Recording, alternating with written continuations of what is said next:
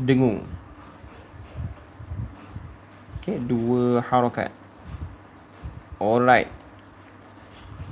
Ini maksud seperti iklan, maksudnya samar-samar tuan-tuan. Kena baca dengan samarkan mim tersebut. Alaihim bima.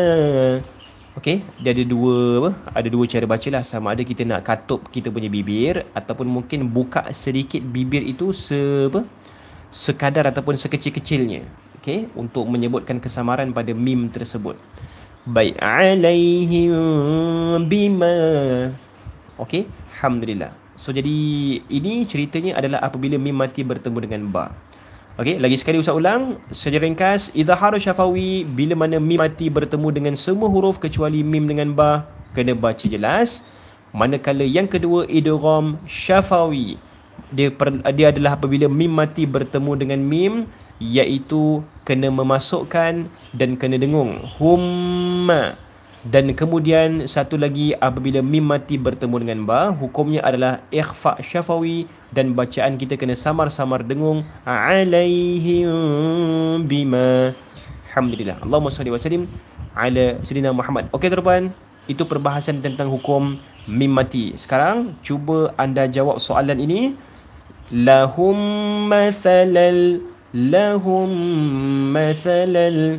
Okey, soalan Ustaz adalah adakah ia izhar syafawi ataupun idgham syafawi ataupun ikhfa syafawi? Sila berikan komentar anda di ruangan komen di bawah.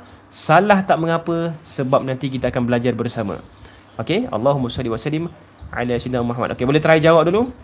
Okey, kita nak tengok sahabat-sahabat kita. Okey, jangan risau kalau ada salah tak apa. Kita support member kita ya.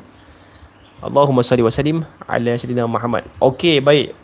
Okey, tuan-tuan, kalau contoh tak tahu jawapan, Ustaz, saya lambat masuk, saya tak tahu jawapan. Komen je tuan-tuan. Follow jawapan-jawapan daripada kawan kita yang atas-atas tu.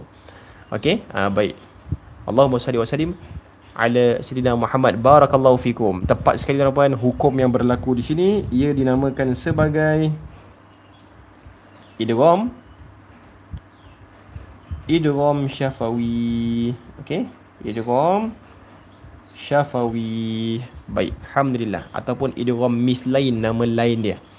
Alright, so idgham syafawi, apa bertemu dengan apa? Mim mati bertemu dengan mim. Dan biasanya mim yang kedua tu dia akan bersimbol ataupun ada baris tanda sabdu dekat atas dia. Biasanya begitulah.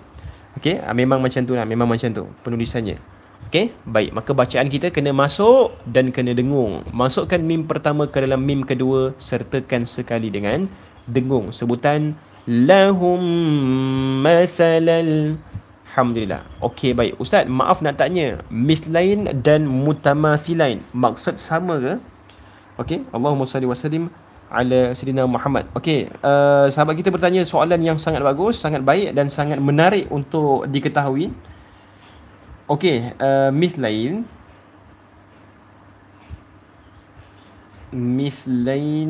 ejaan dia begini. Okey, ni Ustaz nak bagi gambaran kepada sahabat kita yang mungkin nak tahu tentang ejaan. Okay, mutamathilain.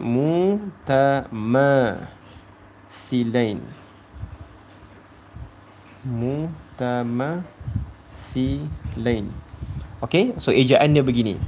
Allahumma salli wa sallim ala sayyidina Muhammad. Mislain dengan maksudnya dua perkara yang sama. Mutamathilain pun maksudnya dua perkara yang sama juga tuan-tuan. Baik, alhamdulillah. Asal perkataan dia macam ni sebenarnya. Okey. Asal perkataan dia daripada mithlun.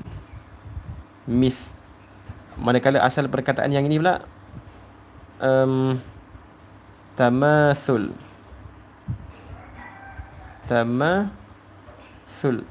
Okey, lebih kurang macam itulah. Jadi sebenarnya asal usul perkataan ni daripada mathala. Okey. Misal